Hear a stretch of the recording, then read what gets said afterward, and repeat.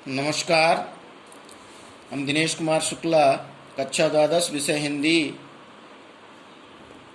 पिछले क्लास में आपको रस के अंगों और रस के प्रकार तथा उनके अस्थायी भावों के बारे में बताए थे।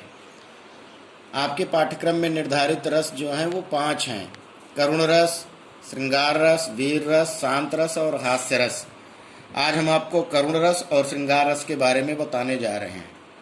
करुण रस: बंधु वियोग, बंधु विनाश और अपने स्वजन के हमेशा हमेशा के लिए बिछुड़ जाने से करुण रस उत्पन्न होता है। जैसे जथा पंख बिनु खग अति दीना, मन बिनु फनि करिवर करहीना, असमम जीवन बंधु बिनु तोहि, जव जड़ दैव जियावहि मोहि। स्पष्टीकरण: यहाँ लक्ष्मण को शक्ति बाण लगने पर राम लक्ष्मण के सिर को अपनी गोदी में रखकर विलाप कर रहे हैं। आलंबन: आलंबन विवाह में 2 भाग हो जाते हैं, आलंबन और उद्दीपन। आलंबन लक्ष्मण का मृत मूर्छित शरीर है और आश्रय है राम। उद्दीपन है हनुमान का संजीवनी लेकर के न आना।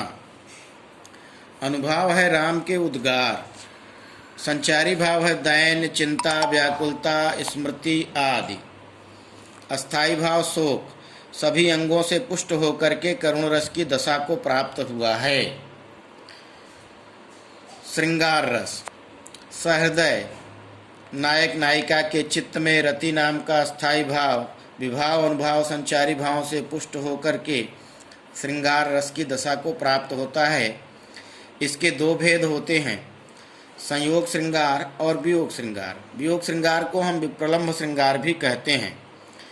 संयोग श्रृंगार: संयोग काल में नायक नायिका के पारस्परिक रति को संयोग श्रृंगार कहते हैं। उदाहरण के लिए, कौन हो तुम बसंत के दूत, बिरस पतझड़ में अति सुकुमार, घन तिमिर में चपला की रेख, तपन में शीतल मंद बयार।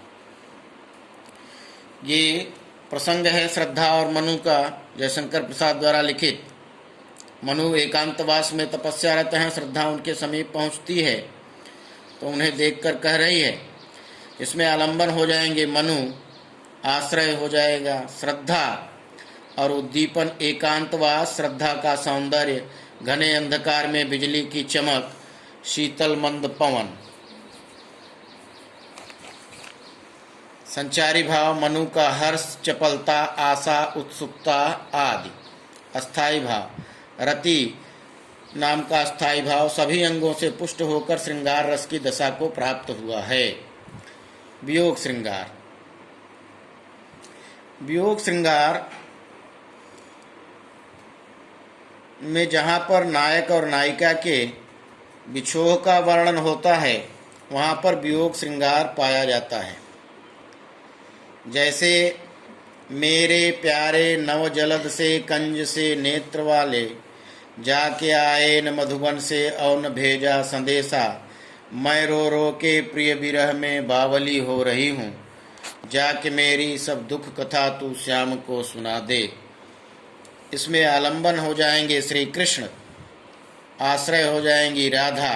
यह प्रसंग जो है अयोध्या सिंह उपाध्याय हरिऔध द्वारा खड़ी बोली में लिखा गया प्रथम महाकाव्य प्रिय प्रवास से आपकी पाठ्य पुस्तक में पवन दूतिका नामक पाठ से लिया गया है। तो इसमें आलंबन श्री कृष्ण है, आश्रय राधा है, उद्दीपन है प्रिय का वियोग और उनके सौंदर्य का स्मरण। अनुभाव है राधा का पवन दूतिका से वार्तालाप, और संचारी भाव है स्मृति, रुदन, चपलता, आवेग, उन्माद आदि।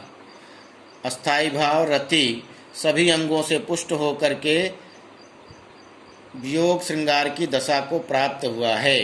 इसका दूसरा उदाहरण भी अगर देखेंगे तो, हे खग मृग हे मधुकर श्रेणी, तुम देखी सीता मृग नयनी।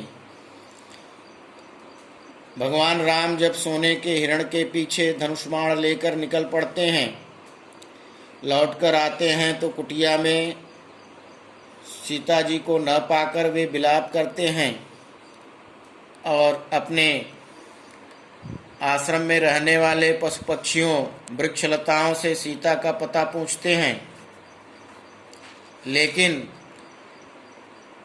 उन्हें कोई पता नहीं मिलता। तब वे व्याकुल होकर रुदन करते हैं।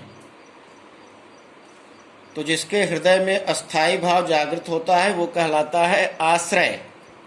जिसके सहारे से अस्थाई भाव जागृत होता है वो होता है आलंबन। तो इसमें राम के हृदय में अस्थाई भाव जागृत हो रहा है और सीता को न पाने से उनके हृदय में शोक नाम का अस्थाई भाव उत्पन्न हुआ है। तो सीता हो जाएंगी आलंबन और राम हो जाएंगे आश्रय। उद्दीपन हो जाएगा कुटिया का सूनापन, सीता जी की यादें। अनुभाव हो जाएगा